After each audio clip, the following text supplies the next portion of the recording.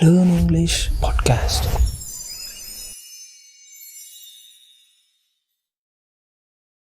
Today, we're getting into something you probably use every day without much thought.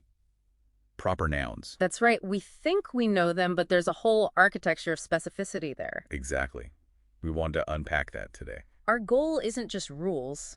It's about showing you why these capitalized words are so vital for clear, professional communication. And maybe revealing some, quirks along the way. Oh, absolutely. There's logic, and then there's the, let's say, charming illogic sometimes.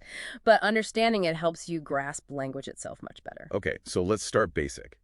What is a proper noun, fundamentally? Fundamentally, it's a name, a specific, unique name for one particular entity. Like London instead of just city. Precisely, or Sarah instead of girl. That capitalization isn't just decoration, it's doing a job. What kind of job? It's a functional signal. Instantly tells your brain, this is unique. Think about, say, Apple the company versus Apple the fruit. Right, the capital A makes all the difference. Without it, communication gets messy. Totally. Getting it wrong isn't just a typo. It can actually mislead the reader. It impacts clarity. So we're talking people's names like Dr. Prakash. Yep. And place names, Egypt. Company names, Google. Even titles of books or movies, right? Like The Lord of the Flies. Exactly. All unique identifiers. And the big rule, the cornerstone, is that they're always capitalized. Always. No matter where in the sentence. Always. First word, middle, end, doesn't matter. It's one of only, three things always capitalized in English? Right. Besides the start of a sentence and the pronoun I. Seems simple. But the simplicity is deceptive. This is where it gets interesting. Because context matters. And function. Hugely. Take job titles. You capitalize President Mujica, right? Because it's part of his specific name, his identifier in that context. Exactly. But you wouldn't capitalize the president of the college, generally speaking. Because president there is describing a role, not part of a specific name being used as a name. Precisely. And family terms. People get tripped up here. Like mom versus my mom. Yeah. The old name replacement test is a good starting point. Can you swap in a name like Bob? Is grandpa coming? Works like, is Bob coming? So capitalize grandpa. Right. But you wouldn't say my Bob says. So you wouldn't say my Jane says for my mom says. So lowercase mom there. It's about function again.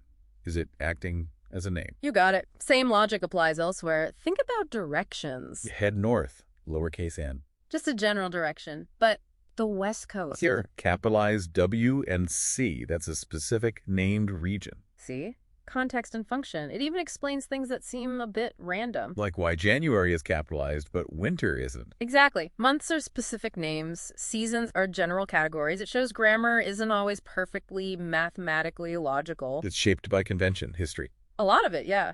Which brings us to abbreviations, another fun area. Like NASA, capitalized, stands for National Aeronautics and Space Administration. Right, and those words themselves are largely proper nouns, part of a specific name, but what about CD? For compact disc, okay, CD is capitalized. But compact disc itself isn't capitalized, is it? No, it isn't. Why is that? Because the abbreviation CD has sort of taken on its own life as a proper noun, a specific identifier, but the original words compact disc are just common nouns describing a type of object. Wow, okay, so the abbreviation itself gains the status. It can, yes. It shows how dynamic language is. It's not static. Which leads to the bigger picture, right? Language evolves. Absolutely. Proper nouns aren't set in stone. Some even take articles like the Netherlands or plurals like the Smiths.